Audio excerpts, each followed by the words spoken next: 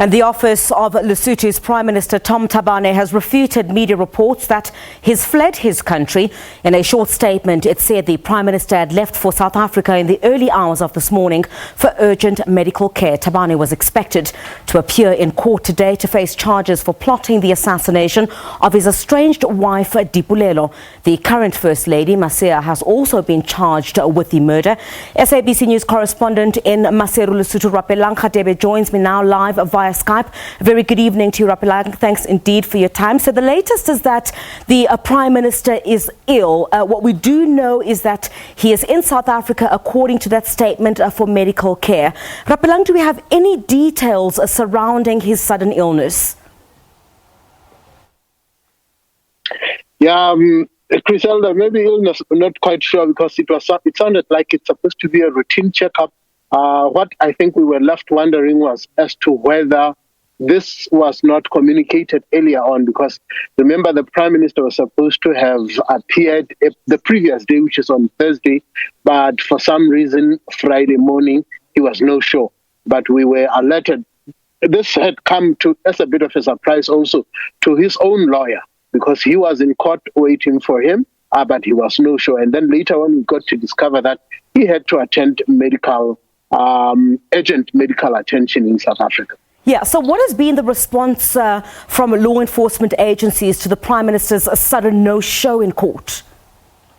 The police were quite strict. Shortly after the court did not proceed, they called us for a brief meeting and said they are seriously looking as to the allegation that has been said that he has gone for medical checkup, and said as soon as they have tested the veracity of those claims, when they are convinced, they can then maybe apply for a newer date.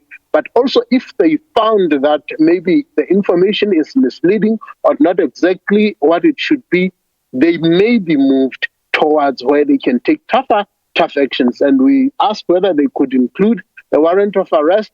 They said it's a little too early for them to make such a decision. All right. Just some clarity on the allegations or speculation that there's a warrant of arrest that is out. Have you got clarity on that now, Rapelang? I know in an earlier crossing you did to one of our programs, you said you were trying to establish the veracity of that information. Are we any clearer currently? Yes, no, absolutely. There's nothing of that sort. I asked, the question said, the answer came as not yet. So definitely there's no warrant of arrest. But the question that I asked, the answer that came through said not yet. So it leaves much room. We don't know what might happen in the next couple of hours. Yeah. Like the police said, as soon as they can verify the information that they have at hand, they might be forced to move in a different direction. But for now, yes, there is no warrant of arrest for the Prime Minister. All right. So the First Lady is also facing similar charges relating to the same incident. Do we know if the First Lady is also facing similar charges, is with him in South Africa? And just take us back a little bit, Rapelang. What were the conditions placed on her travel restrictions after her previous court appearance? Remember, yes, thank you, Griselda. We are not quite sure as to whether they are together in South Africa, both for medical attention or for different reasons. Taking back, we were a little taken aback when we found that she made bail in a very speedy circumstances, because the same day she got bail, the same day she was charged, she was sent to prison, but in a matter of hours, she had made bail.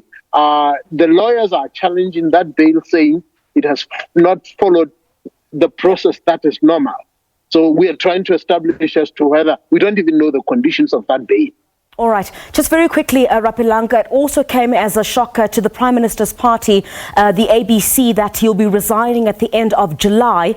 Has the national executive of his party said anything about the latest developments?